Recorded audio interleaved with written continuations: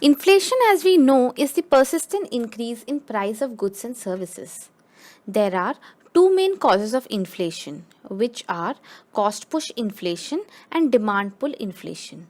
Both of them are interrelated, that is, one leads to the other. First, we will talk in detail about cost push inflation.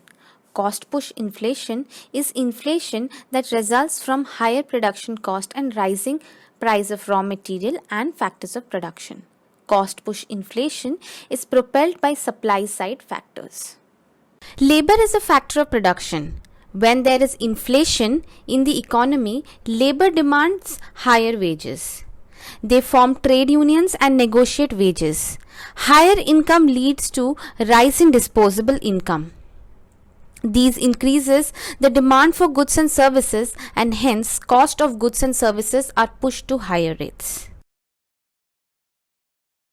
Capital is something that businesses require to upgrade their technology, facilities and equipments.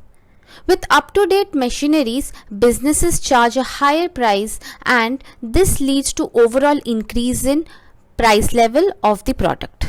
Land is also a factor of production. Land includes construction costs, rent, and if the unit is located in prime location close to location of raw material and business hub, all these. Last but not the least, entrepreneurship. Process of turning an idea to functioning business where the entrepreneur initiates major investment in raw materials, employees and workspace. These factors create a general price increase in a company's products, and thus they are also potential cause of inflation. Here AD denotes aggregate demand and AS denotes aggregate supply.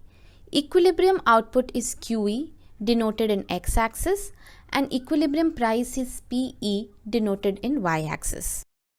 As discussed earlier, with rise in wages and salaries of workers and with greater returns on labor, capital and business ideas, disposable income increases, which leads to increase in demand for various goods and services.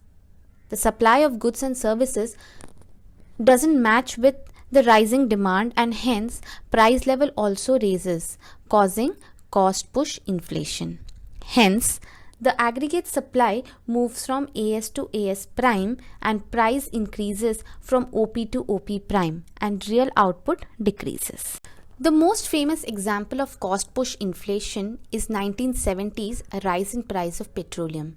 Petroleum, which is controlled by intergovernmental body known as OPEC, Organization of Petroleum Exporting Countries. OPEC during the 1970s increased the crude oil prices, which led to rise in price of all the sectors in the economy that relied on petroleum, resulting in inflationary pressure on the price of goods and services. OPEC also earned a short-term profit margin during this time.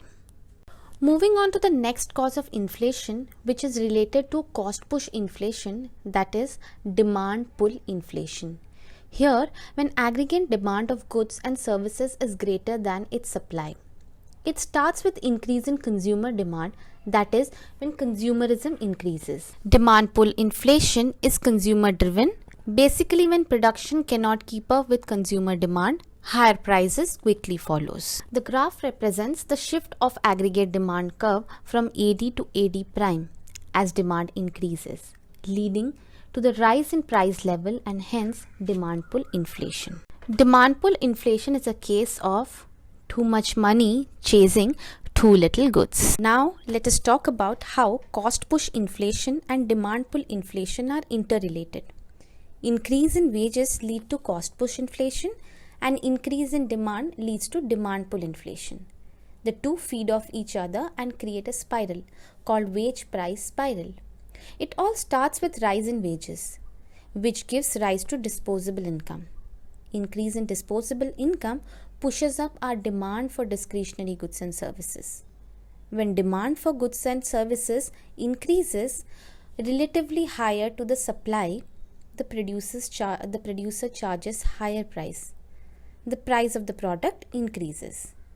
This rise in price of goods and services prompts worker to demand higher wage, which again leads to increase in cost of production, and the cycle continues.